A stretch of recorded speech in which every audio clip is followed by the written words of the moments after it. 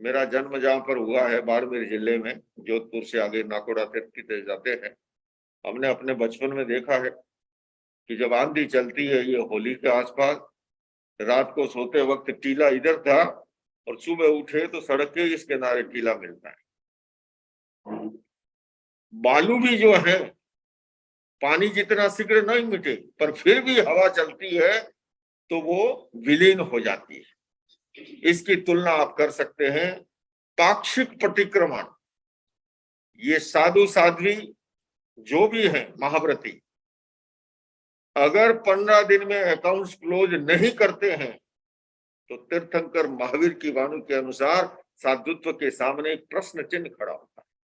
ये कोई टाइटल नहीं है, ये कोई उपाधि नहीं है, ये कोई बिल्ला नहीं है, ये हमारी आंतरिक भाव अवस्था का प्रतिनिधित्व करता है। इसलिए पाक्षिक प्रतिक्रमण का विधान है। तीसरी अवस्था है इससे अधिक कठोर भूमि की रेखा के समान। बालू जितनी शीघ्र नहीं मिटती है, फिर भी कुछ समय में मिट जाती है। इसलिए चातुर्मासिक पक्षी का विधान आता है। होता है ना होली चातुर्मास, बहनों को पता ही होगा, तत्व ज्ञान जानते हैं।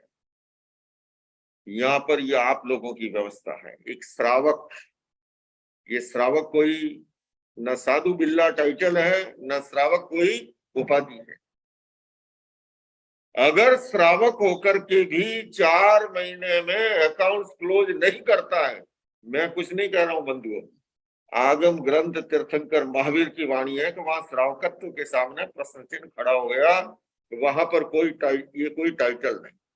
एक व्यक्ति बैलगाड़ी की पुरानी यात्रा पुराने जमाने में जा रहा था, रास्ते में लघु शंका की जरूरत हुई तो गाड़ी को किनारे खड़ी करके झाड़ियों की ओर गया।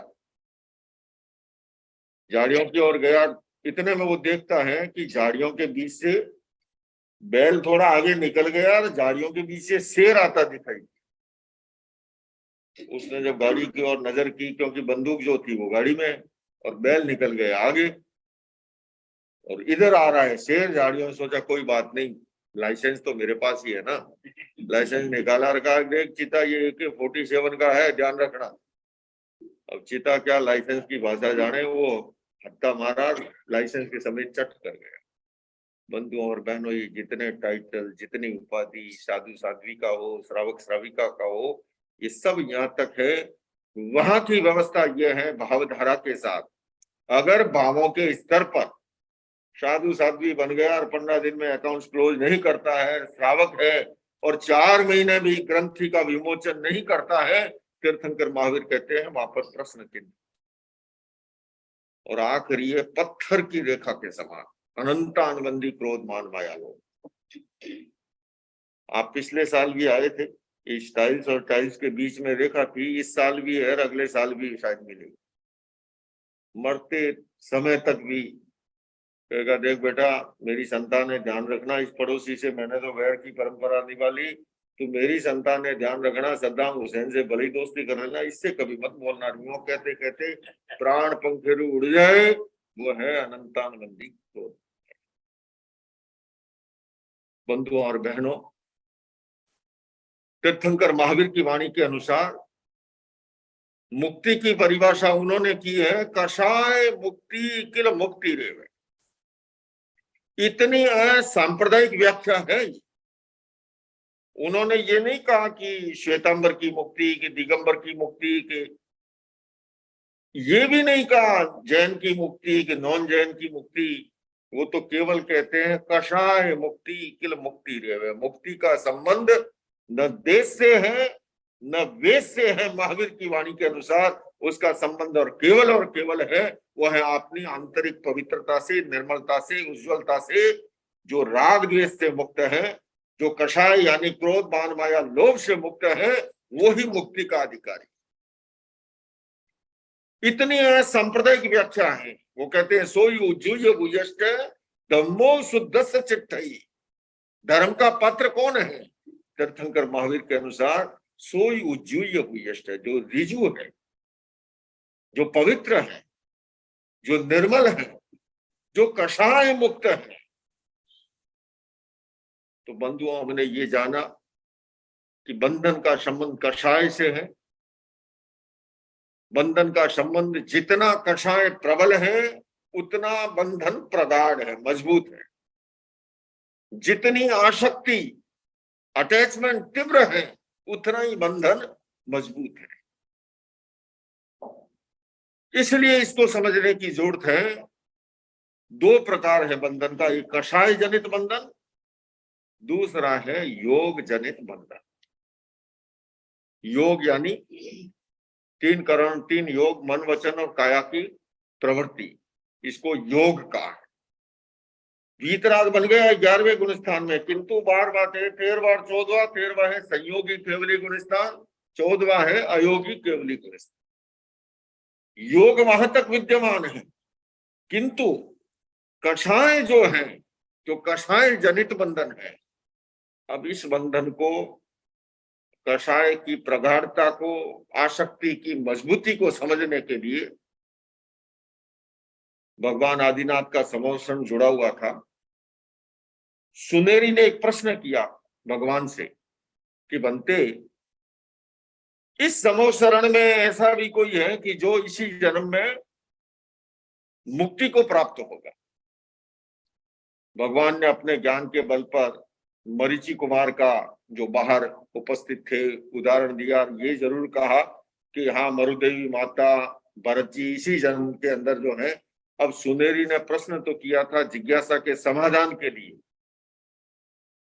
पर उत्तर प्राप्त करके उल्टा उलझ गया। बोले रे ले, भगवान के यहाँ अपन तो इसलिए आते हैं कि कम से कम यहाँ कोई भाई भतीजावाद नहीं है, पर लगता है अब तो यहाँ भी पार्टी पॉलिटिक्स, भाई भतीजावाद शुरू हो गया। भगवान कह रहे हैं मरुदेवी माता भी मोक्ष जाएगी, भरत जी भी जाएंगे, 99 पुत्र भी जाएंगे, जैसे कोई मोक्ष का ठेका एक ही परिवार ने लिया। हाँ, क्या सा प्रवचन संपन्न हुआ, सुनेरी बार गया, लोगों से बात उसने शुरू की। तो देखिए, दुनिया में सब तरह के लोग होते हैं।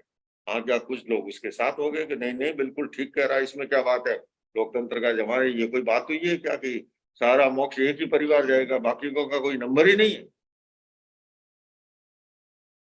होते होते बंधुआ ऐसे ही होता है। ये गाँवों में जो झगड़े पड़ते हैं ना, दड़े पड़ते हैं, कोई मूल, कोई बहुत बड़ा कारण सैद्धांतिक नहीं होता है। इसी तरह से गुजरात की सच्ची घटना है। एक गांव में दोनों ही समय प्रतिक्रमण होता था और बहुत वर्षों से सुव्यवस्थित ढंग से, संयोग से, जो सुबह प्रतिक्रमण कराते थे रायसी भाई, बहुत बढ़िया ढंग से कराते थे, शाम को कराते थे वो देवसी भाई। तो जब प्रतिक्रमण कराते हैं, जिन्हें पता है, वो प्रतिक्रमण में पाठ आता है, जब शाम को करते हैं तो देवसी प्रतिक्रमण दशमिच्छामि दुक्कड़म, और सुबह करते हैं तो रायसी प्रतिक्रमण। उसने देखा ये जोरदार, दोनों ही बंदों ने हर पार्टी में अपना नाम घुसेड़ दिया है, हर पार्टी के अंदर अपना नाम है। अब तो मैं भी प्रतिक्रमण सीखूंगा। हाँ, क्या साहब, गोका गोक शुरू की और अगले महीने आया जी प्रतिक्रमण मैं कराऊंगा। तो उन्होंने क्या क्या बात होगी, बड़ा अच्छा क्रम चल रहा है, अपने देवसी भाई करा रहे, रायसी भाई। बोले तो क्या बात होगी, मैं क्यों नहीं करा सकता, मैं क्यों नहीं करा सकता, मैंने भी मोमरो विधान घिस घिस के खाई, तब मुझे याद हुआ, मैं क्यों नहीं करा सकता। हाँ, क्या जाओ, गांव में दो भाग हो गए। आखिर किसी बड़ी बुजुर्ग ने इंटरफेयर किया और समझौता कराया, कहा रहे कुछ नहीं, ये नया नया मुल्ला जोर से भाग देता है, 2-4 दिन में थक जाएगा, किसके पास समय है ना। तो कहा इसको करने दो, करने लगा तो जो ही देवसी रायसी आता है, इसने कहा उजन सी लोगों ने कहा ये फिर क्या, बोले क्यों, क्या बात है, देवसी भाई जब अपना नाम डाल सकते हैं, रायसी भाई अपना नाम डाल सकते हैं, मैं अपना नाम क्यों नहीं डाल। बंधु और बहनों, जब तत्व ज्ञान की जानकारी नहीं होती है, सुनेरी भी इसी तरह भटक गया। अब भटका तो ऐसा भटका, ये बात जब भरत जी तक पहुंची, चक्रवर्ती सम्राट थे, उन्होंने तो आदेश दिया कि उसको पकड़ के गिरफ्तार करके लाओ।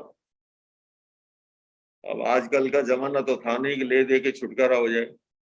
अधिकारी गए और सीधा पकड़ के लाके दरबार में हाजिर कर। और भरत जी ने सोची समझी रणनीति के तहत एक तेल से लबालब भरा हुआ कटोरा दिया और कहा कि इसको लेके नगर में परिभ्रमण करना है, और साथ में अधिकारियों से कहा कि हर चौराहे पे नृत्य, नाटक, वाद्य यंत्र शुरू कर दो और कहा कि देख तेल की एक बूंद भी छलक गई, ये साथ में नंगी तलवार लिए अधिकारी चल रहे हैं, वही गर्दन उड़ा देंगे। अब बताइए मरना कौन चाहता है? कोई मरना चाहता है क्या? आखिरी समय हॉस्पिटल में नलियां लगी हुई है, फिर भी डॉक्टर की और कातर नजरों से देखता है कि डॉक्टर मुझे जिला दे। मरना कोई नहीं चाहता। यहाँ अगर हम कोई शेर आ जाए ना तो सबसे भारी व्यक्ति ऐसे दौड़ेगा, पीटी उषा पीछे रह जाए उससे। मरना कोई नहीं चाहता। अब इसने भी तेल का कटोरा लिया और एक एक कदम संभल संभल के रख रहा है, संभल संभल के, क्योंकि एक बूंद भी तेल छड़का और गर्दन उड़ा। हाँ क्या साहब, चलते चलते चलते पूरे नगर का परिभ्रमण करके वापस दरबार में हाजिर हुआ तो पूछने की जरूरत तो थी नहीं, सही सलामत आया था। भरत जी ने सीधा ये पूछा, बता रास्ते में कौन सा नाटक देखा? इसने कहा महाराज अधिराज मेरे सामने तो मौत नाच रही थी, मैंने और कोई नाटक नहीं देखा। बोले रे कोई गीत तो सुना होगा? बोले साहब मैंने कोई माइकल जैक्सन का पॉप संगीत नहीं सुना, मैंने तो मेरे कानों में एक ही गीत था कि तेल की एक बूंद की छलकी और गर्दन उड़ा दी जाए।